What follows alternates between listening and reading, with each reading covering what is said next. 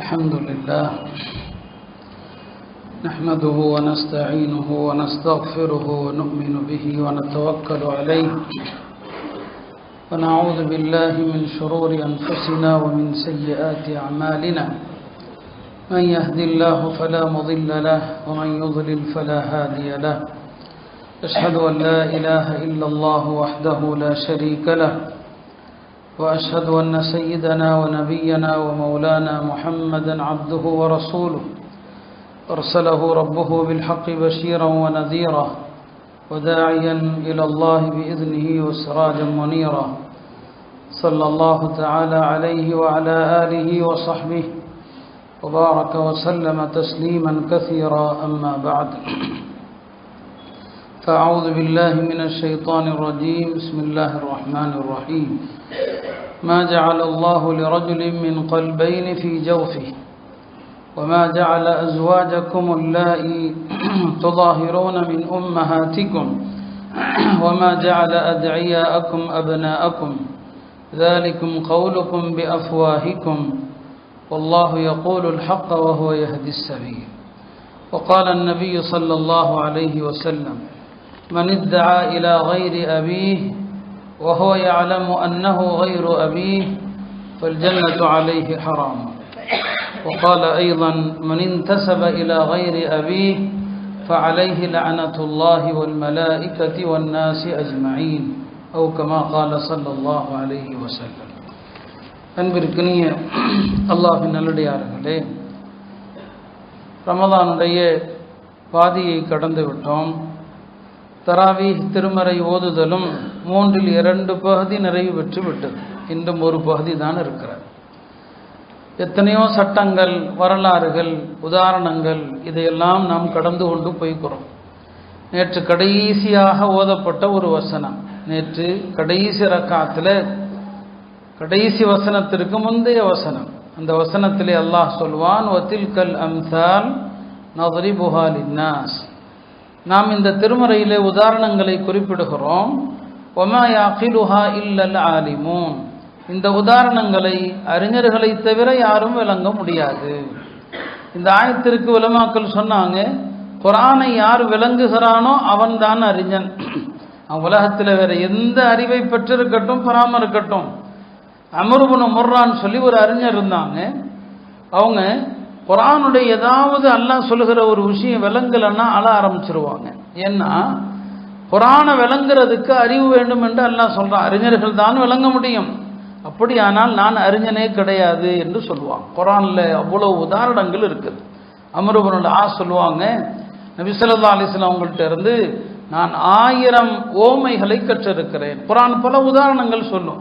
ஈமானுக்கு உதாரணம், குஃபருக்கு உதாரணம், நயவஞ்சகத்தனத்திற்கு உதாரணம், ஷிர்க்குக்கு உதாரணம். நேற்று கூட ஷிர்க்குக்கு அல்லாஹ் உதாரணம் சொல்றான். அல்லாஹ் அல்லாதவர்களை யார் வணங்குறாங்களோ அவங்களுடைய உதாரணம் சிலந்தி பூச்சியை போல, சிலந்தி பூச்சி கட்டுகிற அந்த வீட்டை போலங்கிறான்.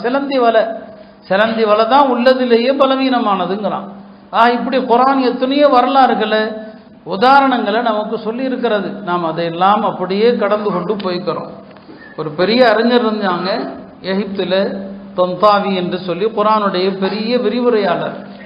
அவர் இன்றைய முஸ்லிம் சமுதாயம் குர்ஆனுக்கு கொடுக்கிற மரியாதை, குர்ஆன் அவங்க வாழ்க்கையில் எப்படி இருக்குது அப்படிங்கிறதுக்கு ஒரு அழகான உதாரணம் சொன்னார் இமாம் தொந்தாவி. அது என்ன? ஒரு படைத்தளபதிக்கு மன்னரிடமிருந்து ஒரு கடிதம் வருகிறது. அதில் மன்னர் அந்த படைத்தளபதிக்கு சில வழிகாட்டுதல்களை வழங்கியிருக்கிறார்.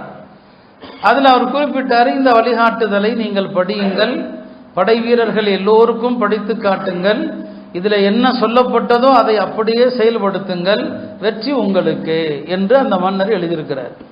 படை தளபதிக்கு கடிதம் வந்தது. படை தளபதி என்ன செய்தார்? கடிதத்தை பிரித்தார், படித்து பார்த்தார், கன்னத்தில் வைத்து முத்தமிட்டு கொண்டார், எல்லாம் செஞ்சார். படை வீரர்களை கூப்பிட்டு எல்லாரும் இதை படிங்கப்பா, எல்லாரும் முத்தமிட்டுங்கன்னு சொன்னார். ஆனால் அதில் என்ன அரசர் சொன்னாரோ அதில் எதையுமே செயல்படுத்தலை. இப்போ இது அரசருக்கு பிடிக்குமா? யோசிச்சு பாருங்க. இன்னைக்கு குர்ஆனோடு நம்முடைய நிலைமை என்னன்னா, குர்ஆனை விரிப்போம் மரியாதையோடு, குர்ஆனை முத்தமிடுவோம் மரியாதையோடு, குர்ஆனை ஓதுவோம், எல்லாம் செய்வோம். ஆனால் அல்லாஹ் என்ன சொல்லியிருக்கிறானோ அது நமக்கு தேவையில்லை. அல்லாஹ் அவங்கள பொருந்தி கொள்வானா? யோசிச்சு பாருங்க. ஆக குர்ஆனுக்கு நாம தருகிற மரியாதை, வாசிப்போம், முத்தமிடுவோம், உள்ளதில் பரக்கத்தான என்னங்க உயரமான இடத்துல வச்சு கண்ணியப்படுத்துவோம். ஆனால் குர்ஆன்ல அல்லாஹ் சொல்லுகிற சட்டம் அப்படியே திரும்பி பார்த்துருவோம், என்னங்க அந்த பக்கமாக போயிடுவோம், அது ஒரு பக்கம் இருக்கட்டுங்க அப்படின்ட்டு. இதுதான் நமக்கும் குர்ஆனுக்குமான இன்றைய தொடர்புன்னு சொன்னான். அருமையானவர்களே, அந்த வகையில் இன்றைக்கு தராவீஹில் பல சூறாக்கள் ஓதப்படுது. அதில் அஹ்ஸாபுங்கிற ஒரு சூறாவும் ஓதப்படுது. அஹ்ஸாபுங்கிறது அது பெருமானார் ஸல்லல்லாஹு அலைஹி வஸல்லம் அவங்களை எதிர்த்து எல்லா படைகளும் போருக்கு வந்த ஒரு வரலாறும் இந்த சூறால வருது. ஆனால் இந்த சூறால முக்கியமாக வரக்கூடிய சட்டங்கள் என்ன அப்படின்னா, திருமணத்தில் நபி ஸல்லல்லாஹு அலைஹி வஸல்லம் அவங்களுக்கு மட்டுமே உள்ள சிறப்பு சட்டங்கள். திருமணத்தில் ரசூல் ஸல்லல்லாஹு அலைஹி வஸல்லம் அவங்களுக்குன்னு உள்ள சிறப்பு சட்டம் என்ன இந்த சூறால வருது. நபி ஸல்லல்லாஹு அலைஹி வஸல்லம் அவங்க மீது அல்லாஹ்வும் மலக்குகளும் ஸலவாத்து சொல்கிறார்கள் என்ற வசனம் இந்த சூறால தான் வருது. இன்னல்லாஹ வ மலாயிகத்தஹு யுஸல்லூன அலன் நபி. நபி ஸல்லல்லாஹு அலைஹி வஸல்லம் அவர்கள் இறுதி நபி என்கிற வசனமும் இந்த அஹ்ஸாப்ல தான் வருது. மா கான முஹம்மதுன் அபா அஹதி மிர் ரிஜாலிக்கும் வலாக்கிர் ரசூலல்லாஹ் வ காத்தமன் நபியீன் இந்த சூறால தான் வருது. ஆக ரசூல் ஸல்லல்லாஹு அலைஹி வஸல்லம் அவங்களுடைய பல்வேறு தனிச்சிறப்புகள் இந்த சூறால வருது. அதுல முக்கியமான ஒரு 3 விஷயங்கள் இந்த சூறாவுடைய ஆரம்பத்தில் அல்லாஹ் சொல்றான். அதைத்தான் நான் ஆரம்பத்திலே ஓதினேன். அது என்ன? மா ஜஅலல்லாஹு லிரஜுலின் மின் கல்பைனி ஃபீ ஜௌஃபி. அல்லாஹ் எந்த மனுஷனுக்கும் அவனுக்கு 2 இதயத்தை கொடுக்கலங்கிறான். யாருக்கும் 2 இதயம் இல்லைங்கிறான். ரெண்டாவது என்ன?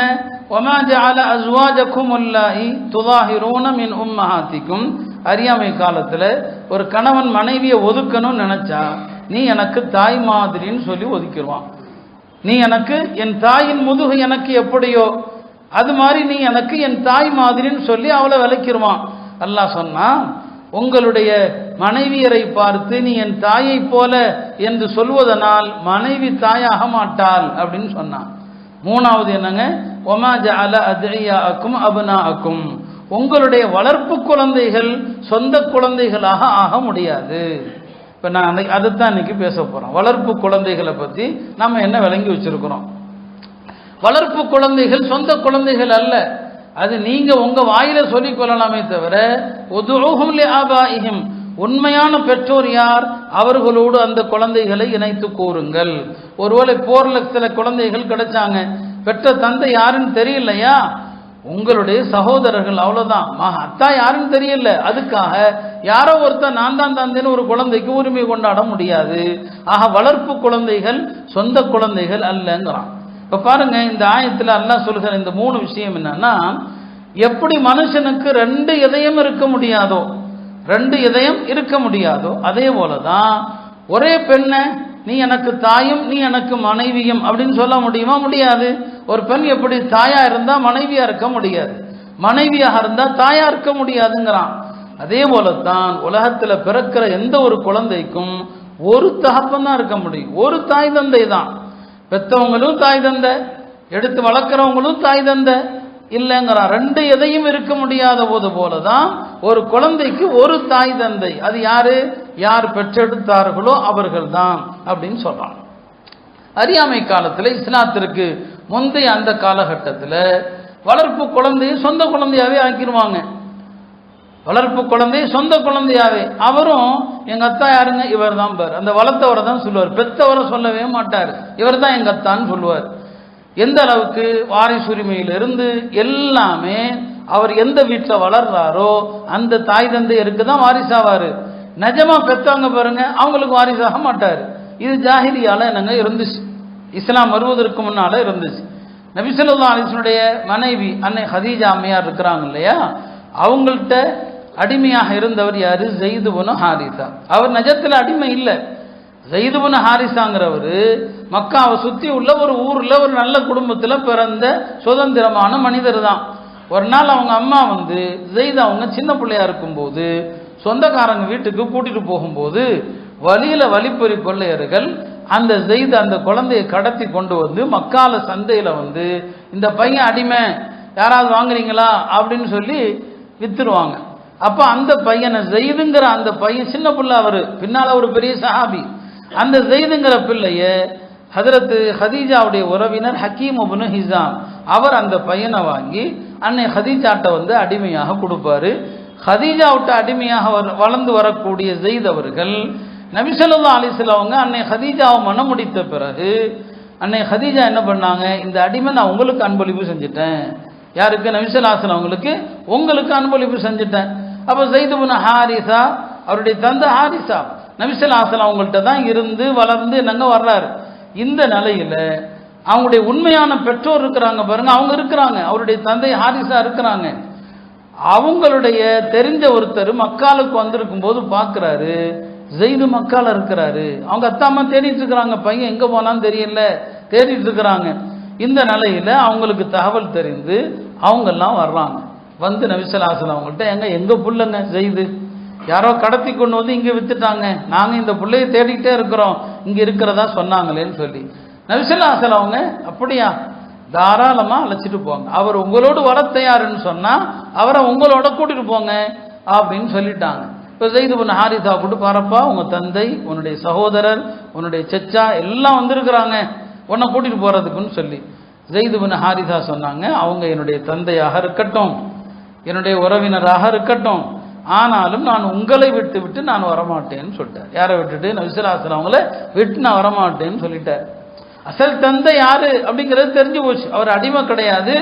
ஆனா ரசூல் ஸல்லல்லாஹு அலைஹி வஸல்லம் அவங்களை விட்டுட்டு நான் வரமாட்டேன்னு சொல்லி, அதனால நபி ஸல்லல்லாஹு அலைஹி வஸல்லம் அவங்களுக்கு அவர் மேல இன்னும் பெரிய அதிகமாகி மக்கால் அவரை எப்படி கூப்பிட ஆரம்பிச்சாங்க, ஸைத் இப்னு முஹம்மது ஸல்லல்லாஹு அலைஹி வஸல்லம் மகன் ஸைது அப்படிங்கிற அளவுக்கு நபி ஸல்லல்லாஹு அலைஹி வஸல்லம் வளர்ப்பு மகன் அப்படின்னே அவர் பிரபலம் ஆயிட்டார். இந்த நிலையில அவர் வளர்ந்து வாலிபராகிறாரு. மதீனா முனவராவுக்கு வர்றாங்க. மதீனா வந்த பிறகு இப்போ ஸைத் இப்னு ஹாரிஸாவுக்கு கல்யாணம் செஞ்சு வைக்கணும். பொறுப்பு யாருடையது? நபி ஸல்லல்லாஹு அலைஹி வஸல்லம் உடையது தானே. நபி ஸல்லல்லாஹு அலைஹி வஸல்லம் அவங்க யாரை கல்யாணம் பண்ணி வைக்கலான்னு பார்க்குறாங்க. தன்னுடைய மாமி மகள் ஸைனப் பின்து ஜஹஷ்ட என்ன செய்றாங்க, நீ ஸைதை கல்யாணம் பண்ணிக்கமான்னு சொல்றாங்க. இது ஸைனப் பின் ஜஹ்ஷுக்கும் பிடிக்கல. ஸைனப் பின் ஜஹ்ஷுடைய வலி அவருடைய சகோதரர் அப்துல்லாஹ் இப்னு ஜஹஷ், அத்தா இல்லைன்னா அண்ணன் தம்பி தான் வலி, அவருக்கும் பிடிக்கல. ஏன் பிடிக்கல? ஸைது சாதாரணமான ஆளு, இவங்க ஸைனப் பின் ஜஹ்ஷோ வம்சாவளியில சிறந்த பெரிய குடும்பத்து பெண்மணி. அதனால ரெண்டு பேருக்குமே இந்த இவங்க ஸைனபுக்கும் பிடிக்கல, ஸைனபுடைய சகோதரருக்கும் பிடிக்கல. என்ன நபி ஸல்லல்லாஹு அலைஹி வஸல்லம் அவங்க இருந்திருந்தோம் ஒரு அடிமை, அவர் அடிமை இல்லை, ஆனா அடிமைனே பேராயிடுச்சா இல்லையா, ஸைதுக்கு போய் நம்ம பிள்ளையை கேட்குறாங்களேன்னு ஒரு வருத்தம். ஆனாலும் நபி ஸல்லல்லாஹு அலைஹி வஸல்லம் காலத்தில் நபி ஸல்லல்லாஹு அலைஹி வஸல்லம் அவங்க ஒன்றை உத்தரவாக சொல்லிவிட்டார். ஆலோசனையா சொன்னா எடுக்கலாம், எடுக்காமலும் போகலாம். உத்தரவா சொல்லிட்டா அதை கடைபிடிச்சுதான் ஆகணும். நீ இன்னாருக்குதான் மனம் முடித்து வைக்கணும் அப்படின்னா கடமையாயிடும். அப்ப இந்த ரெண்டு பேரும் யோசிக்கிறாங்க, ஸைதுக்கு மனத்தை நாங்க நிக்காக சம்மதிக்க யோசிக்கிறாங்க. அப்பதான் இந்த ஆயத்து இறங்குது. இந்த இரவு ஓதப்படவிருக்கிற வசனங்கள்ல ஒன்று, வமா கான லிமுஃமினின் வலா முஃமினத்தின், மோமினான எந்த ஆணுக்கும் பெண்ணுக்கும் அல்லாஹ்வும் ரசூலும் முடிவு செய்த பிறகு அவர்களுடைய கருத்துக்கு இடமில்லைன்னு அல்லாஹ் சொல்லிட்டான். அல்லாஹ் ரசூல் சொன்ன பிறகு உங்க கருத்து, அப்ப இது கட்டாயம், நீங்க ஸைதுக்கு தான் இந்த பொண்ணை நிக்கா செஞ்சு வைக்கணும்ட்டான். அப்போ ஸைனப் அவர்களுக்கும் அவருடைய சகோதரர் அப்துல்லாவுக்கும் வேற வழி இல்லை. அல்லாஹ் இப்படி உத்தரவு கடுமையா சொல்றான். சொல்லிட்டு ஒமன் யாஸில்லாஹ வ ரசூலா, அல்லாஹ் ரசூலுக்கு மாறு செய்தால் ஃபக்கத் ضل ضلالا முபீனா, அவர் தெளிவான வழிகேட்டில் இருக்கிறாருன்னு சொல்லிட்டான். இப்போ பிடிக்கலனாலும் அல்லாஹ் இவ்வளவு கடுமையா சொல்லிட்டானே, நிக்காஹ் ஆயிடுச்சு. யாருக்கும் ஸைத் இப்னு ஹாரிஸாவுக்கும் ஸைனபுக்கும் நிக்காஹ் நடந்துருச்சுங்க. இந்த நிக்காஹ்ல ஸைதுக்கு யாரு? நபி ஸல்லல்லாஹு அலைஹி வஸல்லம் அவங்க தான் வலியா இருக்கிறாங்க, அவங்க தான் எல்லாமே, அவங்க தான் மஹரும் கொடுக்குறாங்க.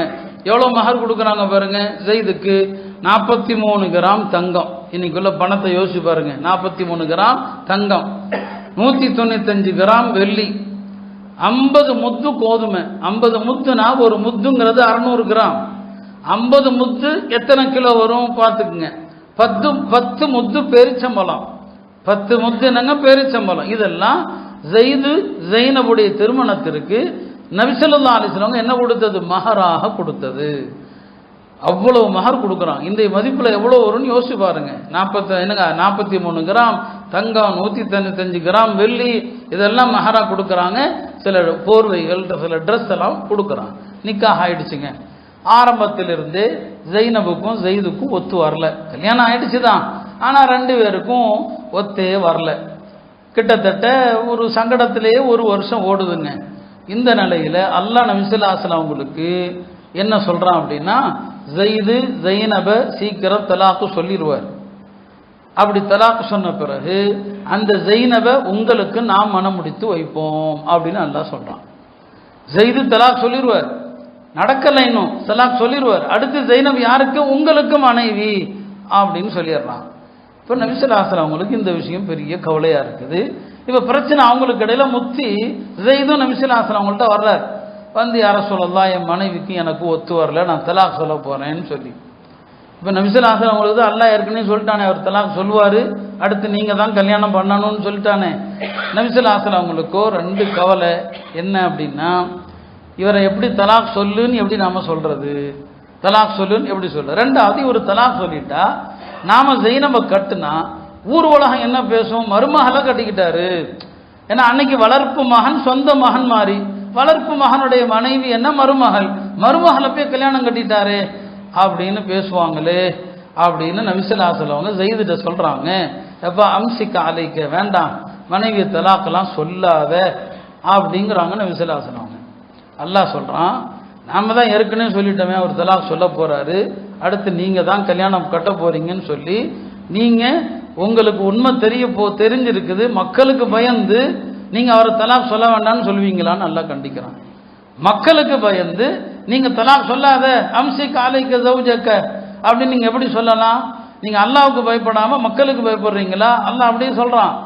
நீங்கள் அல்லாஹ் தான் நீங்கள் பயப்படணும், ஏன் அவருக்கு பயப்படுறீங்கன்னு சொல்லி அல்லாஹ் நபி ஸல்லல்லாஹு அலைஹி வஸல்லம் அவங்களை கண்டிக்கிறான். அடுத்து ஜெயிதும் தலாக் சொல்லிடுறார். குர்ஆன்ல இடம்பெற்ற ஒரே நபி தோழர் பேர் அவர் பேர் தாங்க. ஃபலம்மா கதா ஜெயிதும் மின்ஹா வதரன், ஜெயிது தலாக் சொல்லி தன்னுடைய வேலையை முடித்து கொண்ட போது ஜவ்வஜ்னாகஹா, ஜெய்னப உமக்கு நாமே நிக்கா செய்து வைத்தோம். அல்லாஹ் சொல்றான், நான் நிக்கா செஞ்சு வச்சேங்கிறான், நாங்க நிக்கா செஞ்சு வச்சோங்கிறான் ஜெய்னப. அவர் பேரு தாங்க குர்ஆன்ல வருது, ஜெயிதுங்கிற பேரு, 3 எழுத்து, ஜா யா தால். அப்ப ஜெயிதுன்னு குர்ஆன்ல ஒருத்தர் ஓதுனாரா 30 நன்மை. ஹதீஸ்ல வருதா இல்லையா? அலிஃபுக்கு 10 நன்மை, லாமுக்கு 10 நன்மை, மீமுக்கு 10 நன்மை. நீங்க ஃபலம்மா கதா ஜெயிதுன் அப்படின்னு ஓதுனா ஜெயிதுன்னு சொன்னதற்கு 30 நன்மை. அல்லாஹ் அவருக்கு அப்படி ஒரு சிறப்பை கொடுத்துட்டான். குர்ஆன்ல இடம்பெற்ற ஒரே நபித்தோழர் அவர் தான். இப்போ அவங்க என்னங்க தலாக்கு சொல்லிட்டாங்க. இப்போ நபி ஸல்லல்லாஹு அலைஹி வஸல்லம் அவங்களுக்கும் ஜெய்னபுக்கும் நிக்காகும் நடக்குது. நடந்தா என்ன ஆகும்? ஊரெல்லாம் சாதாரண மனுஷன் தப்பு செஞ்சா பெரிய பிரச்சனைனா, அஜர்த்துமார் தப்பு செஞ்சா அதை விட பெரிய பிரச்சனையாச்சே இல்லையா? இப்போ நபி ஸல்லல்லாஹு அலைஹி வஸல்லம் நிக்காஹ் பண்ணதும் ஊரெல்லாம் பிரச்சனை. என்ன அது, மருமகளை போய் கல்யாணம் பண்ணிட்டாரு, மருமகளை கல்யாணம் பண்ணிட்டாருன்னு சொல்லி ஊரெல்லாம் என்னங்க பிரச்சனைகள், வதந்திகள். அப்பதான் அல்லாஹ் சொல்றான், அந்த அம்மா எப்படி மருமகளாக முடியும்? அவர் மகனா என்ன? நபி ஸல்லல்லாஹு அலைஹி வஸல்லம் அவங்களுக்கு பிறந்த மகனா? மாகான முஹம்மதுன் அபா அஹதிம் மிர் ரிஜாலிக்கும், உங்களில் யாருக்கும் முஹம்மது ஸல்லல்லாஹு அலைஹி வஸல்லம் தந்தை கிடையாது. ஏன்னா ஆண் வாரிசு யாருமே இல்லை அவங்களுக்கு. இருக்கிற ஆண்கள்ல யாருக்காவது அவங்க தந்தையா? உறவு முறையில பெற்ற முறையில் அவங்க தந்தையா? அல்லாஹ் திட்டவட்டமா அடிச்சான், மாகான முஹம்மதுன் அபா அஹதின், உங்களில் யாருக்கும் அவர் நிஜமான தந்தையெல்லாம் கிடையாது. ஜெயிது அவருக்கு மகனும் கிடையாது. எடுத்து வளர்த்தாங்க, எடுத்து வளர்த்தா அவங்க மருமகளாயிருவாங்களா?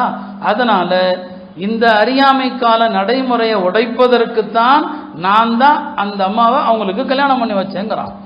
இந்த அறியாமை கால நடவடிக்கை ஒழிக்கணும். வளர்ப்பு மகன் மகனும் அல்ல, வளர்ப்பு மகனுடைய மனைவி மருமகளும் அல்ல, அவர் யாருக்கும் தந்தையெல்லாம் கிடையாது. வலாக்கிர் ரசூலுல்லாஹ் வ ஹாதமன் நபியீன் அப்படின்னு அல்லாஹ் திட்டவட்டமாக சொல்லி இந்த அறியாமை கால நடைமுறையெல்லாம் இனி குழி தோண்டி புதைச்சாச்சு. அது ஆரம்பத்திலே அல்லாஹ் முன்னுரை மாதிரி சூறாவில் சொல்லிடுவான், ஒமா ஜஅல அத்இயாக்கும் அப்னாஅக்கும், வளர்ப்பு குழந்தைகள் எல்லாம் சொந்த குழந்தைகள் கிடையாது என்று அல்லாஹ் திட்டவட்டமாக சொல்லி இந்த வளர்ப்பு குழந்தைங்கிற முறையை அல்லாஹ் அடியோடு ஒழித்தான். இப்போ நம்ம வருவோம். இப்போ குழந்தை இல்லாத பல்வேறு தம்பதிகள் பிறருடைய குழந்தைகளை எடுத்து வளர்க்குறாங்க, சொந்தக்கார குழந்தைகளையும் எடுத்து வளர்க்குறாங்க. எடுத்து வளர்க்கிறது ஒன்று, அந்த பிள்ளைய தாம் பிள்ளையாகவே ஆக்கி கொள்றது இன்னொன்று. எடுத்து வளர்க்கலாம், அடுத்தவர் குழந்தை என் வீட்டில் வச்சு வளர்க்குறேன், வளர்த்தீங்கன்னா நன்மை இருக்குது, அது வேறு விஷயம். என் குழந்தையாவே ஆக்கிக்கிறது, இன்னொருத்தர் குழந்தைய தன்னுடைய குழந்தையாகவே ஆக்குறது, அதுக்கு அனுமதி இருக்குதா? இன்னைக்கு அப்படிதான் நடக்குது. நான் அது சம்பந்தமான சட்டங்களை தான் சொல்ல போறேன். நபி ஸல்லல்லாஹு அலைஹி வஸல்லம் அவங்க சொன்னாங்க, மனித்தா இலா கைரி அபி, தன்னுடைய பெற்ற தந்தை அல்லாத வேறொருவரை தந்தை என்று எவன் அழைப்பானோ ஃபல் ஜன்னத்து அலைஹி ஹராமுன், அவனுக்கு சொர்க்கம் ஹராமுன்னு சொன்னாங்க.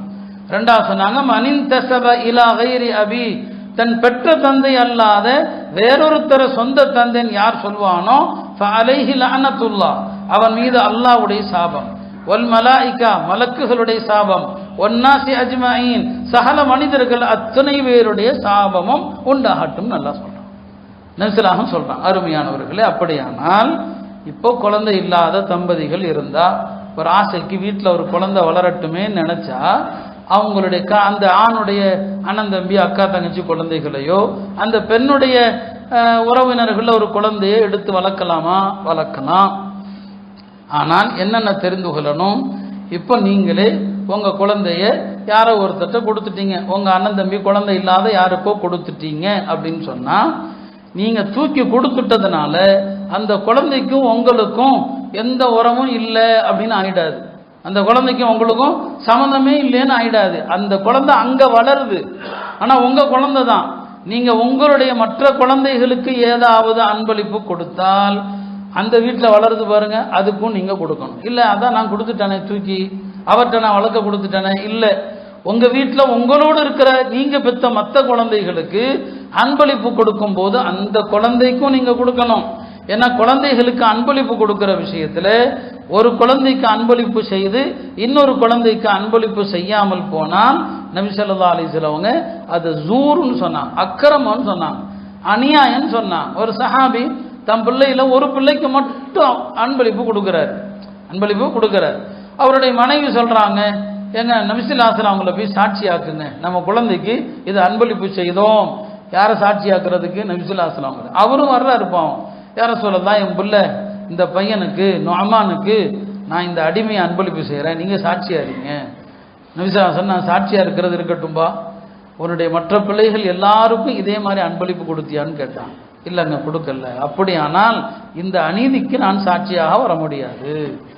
அப்போ நீங்க ஒரு குழந்தையை தூக்கி கொடுத்துறீங்க, இன்னொரு வீட்டில் வளருதுன்னு சொன்னாலும் உங்க குழந்தை தான்.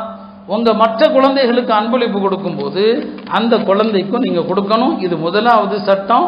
நீங்க குழந்தைய அடுத்தவற்றை வளர்க்க கொடுத்தா இது முதல் விஷயம். ரெண்டாவது விஷயம் என்ன, ஒரு குழந்தைய நீங்க யார்கிட்ட வளர்க்க கொடுக்குறீங்களோ அவங்க வளர்க்கிறவங்க ஒரு கார்டியனா இருக்கலாம், அந்த குழந்தைக்கான பொறுப்பாளராக இருக்கலாம், அவ்வளவுதான். ஆனால் அந்த குழந்தையினுடைய தந்தை யார் அப்படின்னு குறிப்பிடப்பட வேண்டிய எல்லா இடங்களிலும் பெற்ற தந்தை யாரோ அவருடைய பேரை தான் போடணும். ஸ்கூல்ல அல்லது ஆதார்ல அல்லது ஓட்டர் ஐடியில பாஸ்போர்ட்ல அந்த குழந்தைக்கான என்னென்ன நடைமுறையில் இருக்குது இல்லையா, பாஸ்போர்ட் எடுக்கணும் அல்லது அந்த குழந்தைக்கு என்னங்க ஆதார் எடுக்கணும்னா அந்த தந்தைங்கிற இடத்துல பெற்றவர் யாரோ அவர் பேரை தான் நீங்க போடணுமே தவிர, இந்த குழந்தை வளருது பாருங்க, வளர்க்கிறவர் அவர் தன்னை தந்தையாக்கி பின்னால் அந்த பையன் பெருசானாலும் ஆனோ பெண்ணோ பெருசானா கல்யாண திருமண அழைப்பிதழில் ஒரிஜினல் தந்தை யாரு, பெற்ற தந்தை யாரு, அவரை தான் போடணும். இன்னாருடைய மகன் இன்னார் என்று தான் சொல்லணுமே தவிர, இல்ல காலம்பூரா என்னதான் வளர்ந்துருக்குது நாங்க தான் வளர்த்தோம் என்று வளர்த்தவர் தன்னை தந்தையாக போட்டால் அல்லாஹ் அதைத்தான் சொல்றான், இது அக்கிரமங்கிறான். உதுஊஹும் லிஆபாஇஹிம், யார் வளர்த்து பெத்தது யாரு, அவர் தானே தவிர நீ 30 வருஷம் வளர்த்திருக்கலாம் 40 வருஷம் வளர்த்திருக்கலாம், பெத்தவர் யாரோ அவரின் பக்கம்தான் அந்த குழந்தையை சேர்க்கணும். அங்கதான் நபி ஸல்லல்லாஹு அலைஹி வஸல்லம் சொன்னாங்க, தந்தை அல்லாத வேறொருவரை தந்தை என்றால் அவனுக்கு சொர்க்கம் ஹராம், அவனுக்கு சாபம்னு சொன்னாங்க. அப்போ எடுத்து வளர்க்கிறவங்க இதை என்னங்க கவனத்துல கண்டிப்பாக எடுத்துக்கொள்ளணும். மூணாவது விஷயம் என்ன, குழந்தைய ஒரு வீட்டில் கொடுத்துட்டீங்க, உங்க குழந்தைய இன்னொரு வீட்டில் கொடுத்து வளர்க்குறீங்க, பர்தாவுடைய பிரச்சனைகள் வரும்.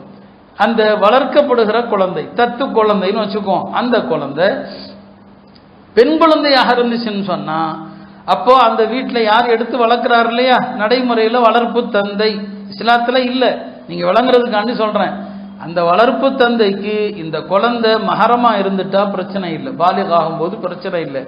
அது எப்போ வரும் மஹரம்னா, அவர் தன்னுடைய அண்ணன் தம்பி பிள்ளைங்களையோ சகோதரிகள் பிள்ளைகளையோ எடுத்து வளர்த்தா அந்த குழந்தை மஹரமாகும். அப்போ பாலிகான பிறகு பர்தாவுடைய பிரச்சனை வராது. எடுத்து வளர்க்கப்படுகிற குழந்தை ஆண் குழந்தையா இருந்துச்சுன்னு சொன்னா அப்ப அந்த அம்மாவுக்கு அதே பிரச்சனை வரும். இந்த பையன் பாலிகானா அந்த அம்மா பார்க்கலாமா பார்க்க கூடாதான்னு சொன்னா அந்த அம்மா யாரு எடுத்து வளர்க்குது? தன்னுடைய உடன்பிறப்புகளுடைய ஆண் குழந்தைய எடுத்து வளர்த்தா பிரச்சனை இல்லை. அப்ப மஹரமான குழந்தை எடுத்து வளர்த்தா பாலிகான பிறகு சிக்கல் வராது. மஹரம் அல்லாத குழந்தை எடுத்து வளர்த்தா நீங்க வேணா எம்புலன்னு சொல்லிக்கலாம், எங்க குழந்தைன்னு சொல்லிக்கலாம். அதனால எத்தனை வருஷம் வளர்த்தாலும் உங்க குழந்தை இல்லை. பாலிகான பிறகு அது பெண் குழந்தையா இருந்தா அந்த தந்தைன்னு யார சொல்றோமோ வளர்ப்பு தந்தை அவர் பர்தால தான் இருக்கணும், அந்த குழந்தைய பார்க்க கூடாது. ஆண் குழந்தையா இருந்தா அந்த அம்மா அந்த பையனுக்கு முன்னால பர்தால தான் இருக்கணும். ஆக இதெல்லாம் வளர்ப்பு குழந்தையினுடைய சட்டங்கள். ஏன்னா இதுல நிறைய நம்ம அல்லாஹ்வுடைய சட்டத்தை மதிக்காம குழந்தைய அவங்கள்ட்ட கொடுத்துட்டோம், இனி நம்ம பிள்ளைன்னு சொன்னா அவங்க உள்ள வருத்தப்படும், நம்ம குழந்தைன்னு சொன்னா அவங்க உள்ள வருத்தப்படும், அப்படிலாம் இருக்கிறாங்க. கல்யாண பத்திரிகையில கூட நம்ம பேரை போட்டா அவங்க வருத்தப்படுவாங்க, நம்ம தான் அவங்களுக்கு கொடுத்துட்டோமே. இது உறவு முறையை மாற்றவே முடியாதுங்க. மற்ற பொருளை தூக்கி கொடுக்குற மாதிரி இல்லை குழந்தைய தூக்கி கொடுக்கறது, மற்ற பொருள் மாதிரி கிடையாது. அப்ப இவங்க விளங்கிறாங்க அப்படி இல்லை, அவர் மனசு வருத்தப்படும். அல்லாஹ்வுடைய சட்டம் தூக்கி எறியப்படுதே, நீங்க அதைத்தான் பார்க்கணுமே தவிர அவங்க மனசு வருத்தப்படும் அப்படின்னு நீங்க பார்க்க முடியாது. ஆக இது பர்தாவுடைய சட்டம். இது நாலாவது, அந்த குழந்தை யாருடைய சொத்துக்கு வாரிசாகும்? வளர்ற வீட்டில் இல்லை அந்த வளர்ப்பு தாய் தந்தைக்கு வாரிசாகுமா பெத்தவங்களுக்கான்னு சொன்னா பெத்தவங்களுக்கு தான் வாரிசாகும். வளர்ற வீடு அந்த வீட்டில் வளர்ந்துருக்குது, அதுக்குரிய நன்மையை எல்லாம் கொடுப்பான். ஆனால் அந்த குழந்தை உண்மையா யார் பெத்தாங்க? சில நேரங்களில் என்ன ஆகும்னா ஒரு தம்பதியர் ஒரு குழந்தை யாருக்காவது தத்து கொடுத்துருவாங்க, இவங்களுக்கு வேற குழந்தைகள்லாம் இருக்கும். இந்த தந்தை மூத்தாகிற நேரத்தில் எப்பா அந்த பையனுக்கெல்லாம் பங்குலாம் கொடுக்காதீங்கப்பா, அவனை நாம தூக்கி கொடுத்துட்டோம், அதனால சொத்தை நீங்க உங்களுக்குள்ள பிரிச்சுக்குங்க, அவனுக்கெல்லாம் கொடுக்காதீங்கன்னு சொல்லிட்டு போகிற நிலைமையெல்லாம் இருக்குது. அப்ப இது நீங்க நான் ஏற்கனவே சொன்னா இல்ல வாரிசுரிமை அப்படிங்கிறத ஒரு தகப்பா நினைச்சாலும் அதை தள்ளுபடிலாம் செய்ய முடியாது. நான் சொன்னேன் வாரிசாகிறவன் அவனே நினைச்சா கூட எனக்கு வேண்டான்னு சொல்ல முடியாது. அப்ப இதுல என்ன பண்றது? அந்த பையனை தான் அங்க தூக்கி கொடுத்துட்டோமே, அவனுக்கு சொத்துல பங்குலாம் இல்லாம அந்த வீட்டுக்குள்ள இந்த உறவு முறையை நீங்க மாற்றவே முடியாது. இது அல்லாஹ்வுடைய தீன்ல விளையாடுறது. இந்த சூரா முழுக்கவே இதைத்தான் அல்லாஹ் பேசுறாங்க. இந்த வளர்ப்பு குழந்தை சொந்த குழந்தை கிடையாது, எடுத்து வளர்த்துக்கலாம், அவ்வளவுதான். ஆசைக்கு வளர்த்து கொள்ளலாமே தவிர வேற எந்த சட்டமும் அந்த குழந்தைக்கு சொந்த பிள்ளைகளுக்கான சட்டம் பொருந்தாது என்று அல்லாஹ் திருமறையில சொல்றான். எனவே அருமையானவர்களே, இது மாதிரியாக குழந்தை இல்லாதவர்கள் வளர்க்கணும்னா அல்லாஹ்வுடைய மார்க்கத்தை தெரிஞ்சுக்குங்க, அல்லாஹ்வுடைய சட்டத்தை தெரிஞ்சுக்குங்க. இந்திய சட்டம் ஒன்று இருக்குது, தத்தெடுப்பு சட்டம்னு அவன் ஏகப்பட்ட சட்டம் வச்சிருக்கிறான், அது நமக்கானது இல்லை. நமக்கு குர்ஆனுடைய சட்டம் ஹதீஸுடைய சட்டம் என்ன, அந்த சட்டப்படி தான் ஒரு குழந்தையை வளர்க்கும் போது இந்த சட்டங்களை நீங்க பேணணும். இதுல நான் ஒரு நன்மை என்ற அடிப்படையில் உங்களுக்கு சொல்றேன். இப்போ குழந்தை இல்லாத தம்பதியரா வளர்க்கணும்னு நினைக்கிறீங்களா? குழந்தை இல்லையா? என்ன செய்யுங்க, ஒரு அனாதை குழந்தை எடுத்து வளருங்க. தாய் தந்தை 2 பேருமே இல்லைங்க, எத்தனை அனாதை குழந்தைகள் இருக்கிறாங்க, அவங்கள எடுத்து வளருங்க. அப்போ உங்களுக்கு நன்மையும் கிடைக்கும். அப்பையும் நீங்க பெற்ற தாய் தந்தையர் அல்ல, அல்லாஹ் அதையும் சொல்லிடுறான். ஒரு அனாதையினுடைய தாய் தந்தை யாருன்னே தெரியல, ஃபைல்லம் தாலமோ ஆபா அஹம், எதையும் அல்லாஹ் விடல, யார் தாய் தந்தையர்னு தெரியல அப்படிங்கிறதுக்காண்டி நம்மள அத்தாமான்னு போட்டுக்கலாமா? இல்லை. அப்போ உங்களுக்கு அவர்கள் சகோதரர்கள் மார்க்கத்தில் அப்படிங்கிறான். இஹ்வானுக்கும் மவாலிக்கும் ஃபித்தீன் என்று சொல்றான். சரி, அப்படி அனாதை குழந்தைகளை எடுத்து என்ன செய்யுங்க, வளருங்க. நிறைய நன்மை இருக்குது. ஏன்னா முஸ்லிம்களுடைய வீடுகளில் சிறந்த வீடு அனாதை வளர்க்கப்படுகிற வீடு. முஸ்லிம்கள்ல சிறந்தவர் ஒரு அனாதையினுடைய தலையை அன்போடு வருடி கொடுப்பவர். ஒரு அனாதையினுடைய தலையை வருடி கொடுத்தா உங்களுடைய விரல்கள் எத்தனை முடிகளில் படுகிறதோ அவ்வளவு பாவங்கள் மன்னிக்கப்படுதுன்னு சொன்னாங்க. அதனால தம்பதி என்னங்க, குழந்தை இல்லாதவங்க உண்மையா அப்படி ஒரு சூழ்நிலை இருந்தா அனாதைகளை எடுத்து நீங்க வளர்க்கலாம். சரி, ஒருத்தர் அவருடைய மனைவி இறந்துட்டாங்க, மறுமணம் செய்யலான்னு நினைக்கிறார். மறுமணம் செய்யும் போது பல பேர் சுயநலமாகத்தான் யோசிக்கிறாங்க. என்ன சுயநலம்? ஒரு குழந்தையே இல்லாத ஒரு பெண்ணை பார்க்கறது, உதவி பெண்ணை தேடுறது. என் குழந்தையுள்ள பெண்ணை தேடுங்க, அந்த குழந்தைக்கும் சேர்த்து நீங்க பொறுப்பு கொடுங்க. நபி ஸல்லல்லாஹு அலைஹி வஸல்லம் அவங்க உம்மு சலமா அவங்களுடைய கணவர் இறந்துடுறாங்க. உம்மு சலமாவுடைய கணவர் யாரு? அபூ சலமா. ஏறத்தாழ ஒரு 5 குழந்தைங்க, அவங்களுக்கு 5 குழந்தைங்க. அபூ சலமா மூத்தாயிட்டாங்க, இதெல்லாம் முடிந்து விட்டது. நபி ஸல்லல்லாஹு அலைஹி வஸல்லம் அவங்க உம்மு சலமாவிடத்தில் உங்களை மணமுடிக்க விரும்புகிறேன் என்று சொல்லி அனுப்புகிறான்.